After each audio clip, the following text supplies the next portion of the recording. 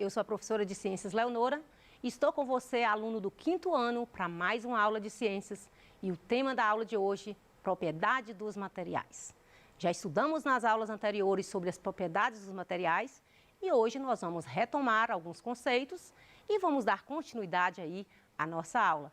E eu espero que com essa aula de hoje você venha identificar as propriedades da matéria e sua aplicação no uso cotidiano, como também reconhecer a dureza como uma propriedade física da matéria, conhecer a força magnética como sendo uma propriedade capaz de atrair alguns objetos e também identificar a força de atração dos ímãs existente nos seus polos. Já trabalhamos aqui nas nossas aulas anteriores e nós falamos aqui das propriedades dos materiais e falamos da densidade, condutibilidade térmica, condutibilidade elétrica e hoje nós vamos abordar aqui magnetismo, força magnética e dureza.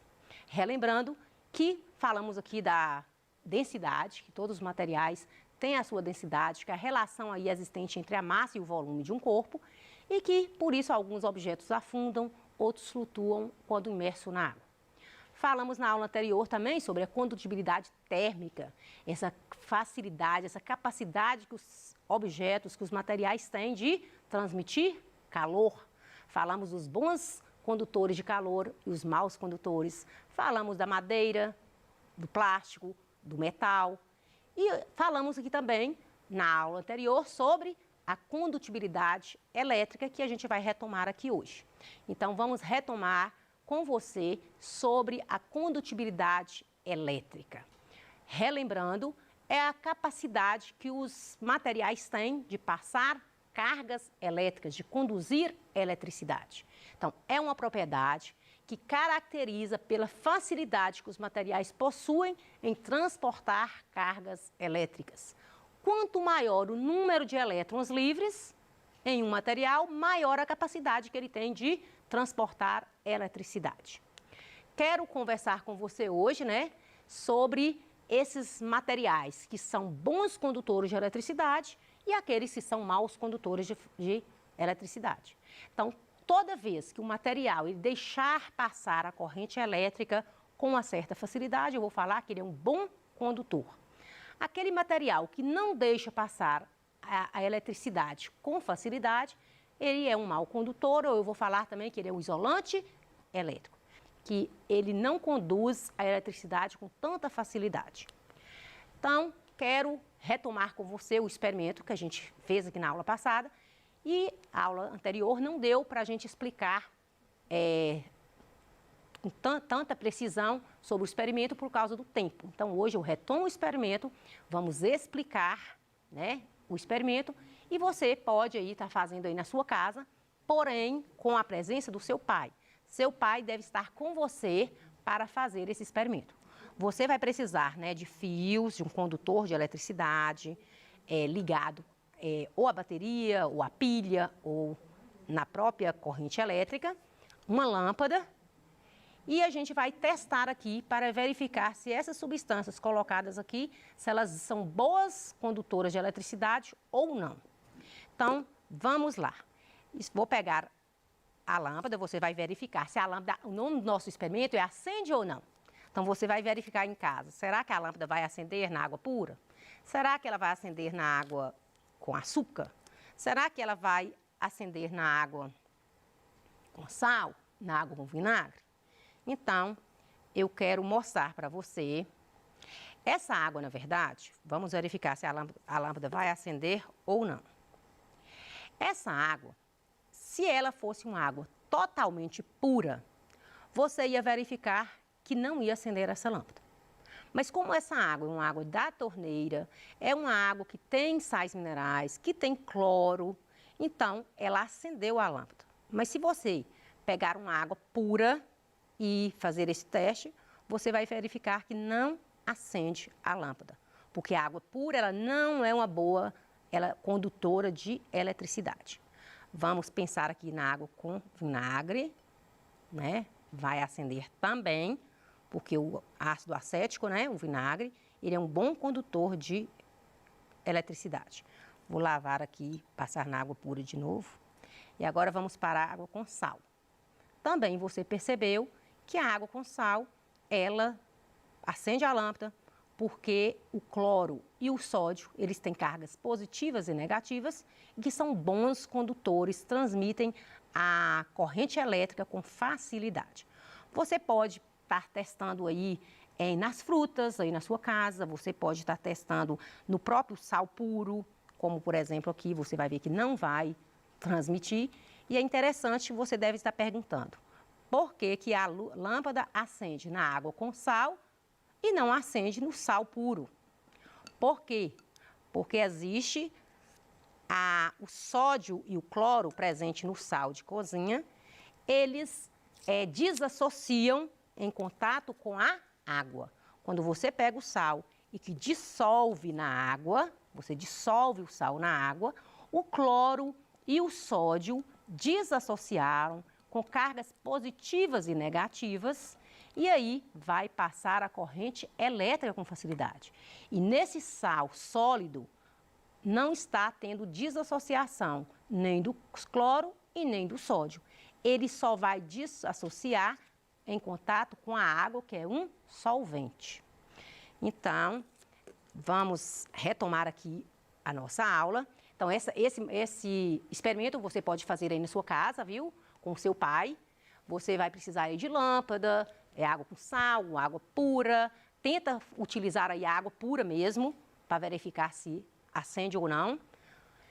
E você vai verificar aqueles materiais que são bons condutores de eletricidade e aqueles que não são. Então, aí está aí como fazer, chama seu pai para fazer junto com você. E eu quero conversar com você sobre esse experimento. O que aconteceu com a lâmpada ao entrar em contato? Com a solução aquosa de vinagre, a lâmpada acendeu. Com sal, também. É água com sal. O sal puro, a lâmpada não acendeu. Se você colocasse também essa no açúcar puro, também não ia acender. Então, você chegou, a gente concluiu com esse experimento, que existem os materiais que são bons condutores de eletricidade, que desassociam, liberam íons positivos e negativos, onde a corrente elétrica é passada. Se não ocorrer a desassociação desses íons positivo e negativo, então não ocorre a passagem da corrente elétrica. Agora, a água salgada, ela conduz energia elétrica. Ela faz com que ocorra a transmissão de íons pela água, levando a eletricidade de um fio ao outro, ligando a lâmpada. A água pura não é boa condutora de elétrons, então ela também não passa corrente elétrica, embora a água da torneira ela não é uma água pura, por isso que a lâmpada acendeu. A lâmpada não acende também na água, nem pura, nem com açúcar, porque esses componentes não são bons condutores de eletricidade. Eles não são eletrólitos, que são aqueles componentes que desassociam ao ser dissolvidos na água. Liberam íons positivos e negativos. Na verdade, é um material que você pode fazer na sua casa, mas a gente tem que ter muito cuidado quando a gente vai lidar com a eletricidade, com corrente elétrica. Então, por isso que não pode ser feito esse experimento por você, aluno aí do 5º ano. Para fazer esse experimento, você tem que ter com seu pai, com alguém adulto, para realizar o experimento com você. Por quê? Porque nós temos que ter muito cuidado com a eletricidade, uma vez que pode ocorrer descargas elétricas, pode acontecer aí o choque elétrico. Então, vamos aí tentar ter cuidado quando a gente for lidar com a eletricidade. Os fios têm que ser bem encapados. Nunca toque num fio que esteja livre, que não esteja protegido por aquela capa plástica. Então, não devemos colocar o dedo em qualquer objeto de tomadas. Não pode tocar em tomadas com objetos metálicos. Os fios elétricos soltos, desencapados, você não deve tocar. Não ligar vários equipamentos com a mesma tomada. Não empinar pipas perto de fios da rede elétrica. Então, esse é o nosso... A gente quer chamar a sua atenção hoje, porque a gente sabe quanto que os alunos, as crianças gostam de soltar pipas. Então, é necessário evitar soltar pipas próximos aos fios, para evitar aí um acidente com a eletricidade e que é grave, pode trazer um choque grave aí.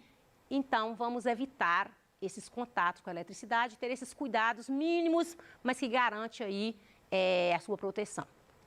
Então, vamos falar de uma outra propriedade que você já ouviu falar, que é a dureza. A dureza é a resistência de um determinado material. Você sabia que existem materiais que riscam outro material? Então, é essa propriedade que a gente chama de dureza. E para a gente saber se um material ele é mais duro que o outro, basta você utilizar aquele material para riscar um objeto. Se você conseguir pegar um objeto e riscar o outro, você vai falar que algum material possui uma dureza maior ou menor. Então, por isso que para saber se um material é mais duro que o outro, é necessário analisar se ele é capaz de riscar esse outro material, ou seja, se ele consegue desgastá-lo. Os materiais mais duros conseguem riscar os que são menos duros. O granito, por exemplo, consegue riscar o vidro, desgastando-o, e geralmente o granito ele é mais duro que o vidro, por isso que ele consegue riscar o vidro. Lembrando também que nós temos aí na natureza um material que a gente chama de diamante. O diamante é o material mais duro, né, que existe na natureza.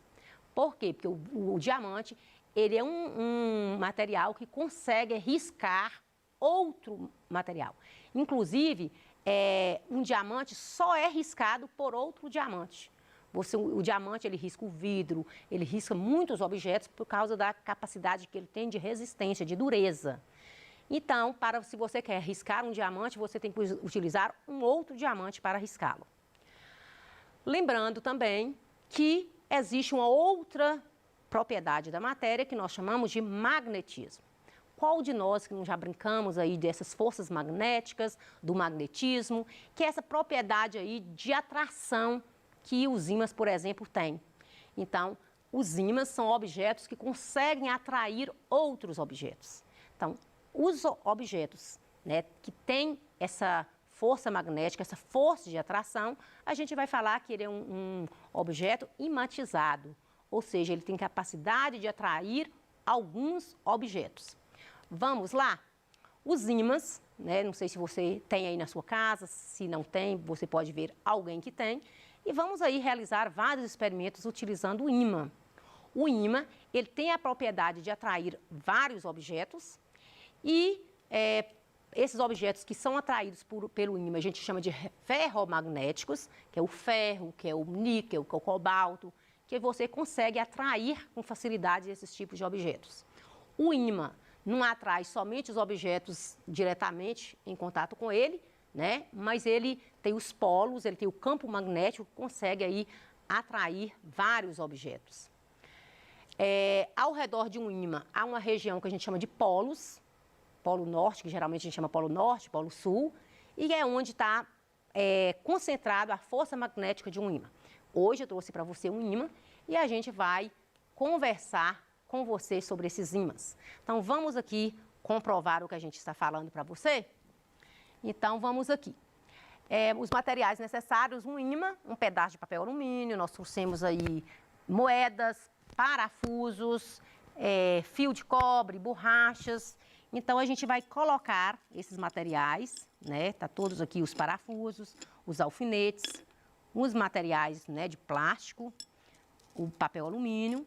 E a gente vai mostrar para você a força magnética de um ímã. Esse, por exemplo, é um ímã, esse também é outro ímã.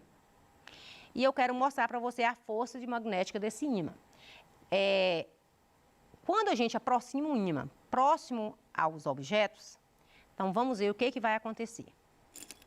Você observa a capacidade que o ímã tem de atrair os objetos. Essa força de atração do ímã a gente chama de campo magnético, de força magnética. Essa capacidade que ele tem de atrair alguns objetos. Então, verifica que ele não atraiu o plástico, né? Ele não atraiu o plástico, ele atraiu os materiais de metal. Então, é para a gente perceber que o ímã ele tem a força magnética dele. Nós temos 2 ímãs, eu tentei trazer aqui 2 ímãs para vocês. E se eu virar esse ímã, você vai observar que entre os ímãs existem os polos. Significa que esse polo é igual desse ímã, é o mesmo polo desse. Norte com norte, ou talvez sul com sul. Então, não tem a força de tração. Olha para. Existe uma força que afasta. Você vai ter que fazer esse teste aí na sua casa, ó. Afasta. Agora, eu vou virar esse ímã, polos opostos, norte e sul. Quer ver?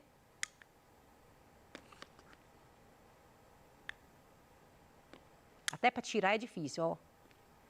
Né? Agora, quando eu coloco polos diferentes, ó, repulsa, há uma repulsão dessa força magnética. Então, polos iguais repelem, polos opostos atraem. Então, você pode tentar fazer aí na sua casa também esse experimento, né? Então, você vai ver aí quais são os objetos que foram atraídos pelo ímã. Você viu que a borracha, que o plástico não atrai, o ímã não consegue atrair esses tipos de objetos. Polos do ímã, falei para você que o polo, existe o polo norte e o polo sul.